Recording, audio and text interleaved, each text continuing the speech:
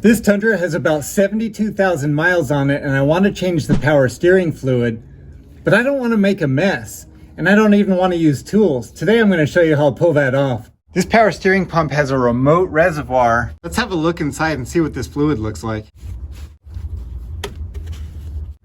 So there's the dipstick. Now Toyota recommends Dextron 3 transmission fluid for power steering, so that's what I'm using here. I'm just going to dip the screwdriver in there and have a look at the color of that. This is that brand new cherry red fluid.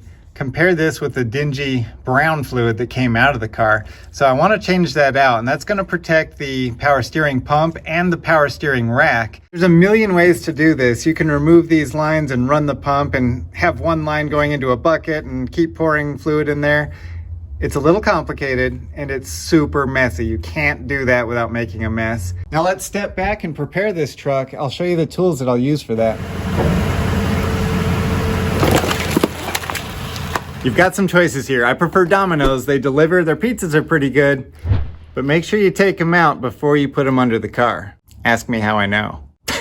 And your other choice is to go full commando and just borrow your only tool from the kitchen, or you could use an oil evacuator like this one. It's a lot faster and easier. It's got a lot more storage, and your wife isn't gonna get mad at you at the end of the day. I've got this evacuator, so I'm gonna use it. I'm going to extract all of that dirty, nasty brown fluid right out of there.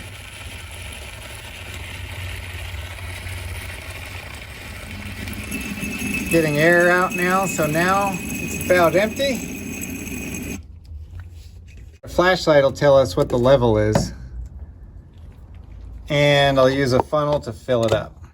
Now this is going to replace only the fluid that's inside the reservoir, but there's all sorts of fluid in the system. It's in the pump, it's in the rack and pinion, it's in all the lines.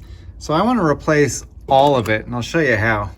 Okay, obviously it's easier to turn that steering wheel if your tires are up in the air and your car is on jack stands. But it's totally doable with these pizza boxes, so I'm doing it this way today to show you that you don't need special tools to do this job. You can do it in your garage or in your driveway with what you have on hand at home. That worked super awesome. I was able to turn the wheel in both directions and get that fluid flowing through that circuit without using the pump that stirs that all up. Let's go see what it looked like. See how the reservoir changed color? We had the new fluid go out into the system and the old fluid came back into the reservoir. So let's suck that out. And I filled it a little too much, so I'll go through the funnel here. The funnel kept it from spilling out. I can see kind of a mix of cherry red and brown coming out of there. You can also buy a syringe type of extractor. It just pulls it out as a syringe. It'll have a vinyl tube on it like this one. You can use this, you can use a turkey baster, whatever makes you happy. This one is easier for me. I'm not gonna fill it as high as I did the first time. It doesn't take much.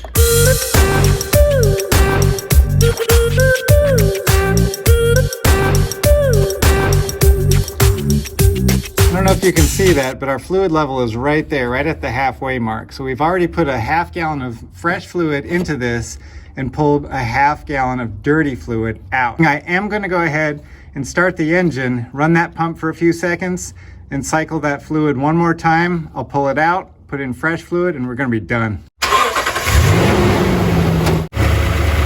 you hear that? That's right, no pump noise. That's my favorite part about doing the job this way. You can see that it's cycling through the system now. It's getting a little bit of that stuff that was in the pump. Perfect. All right, last time. Let's go ahead and pull this out, see what it looks like. Looks pretty clean, not too bad. I'm happy with that for sure. So that means the system is completely clean. We've done the job and saved a couple $100 over going to a mechanic. So I guess we used about $15 worth of fluid. It's high quality stuff, and this is going to last for another 70,000 miles. I want to be a little bit more careful about the level where I fill it. I don't want to overfill this, so I'm going to go a little bit slower here. Just going to clean up this cap a little bit. and the dipstick, so I put it in good and clean.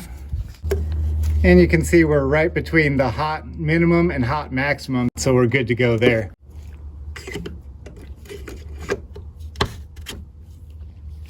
If you have a Tundra and you want to do your own maintenance, I made a playlist just for you. You can click on that and see all the maintenance items that I've done over the past few years on this Tundra.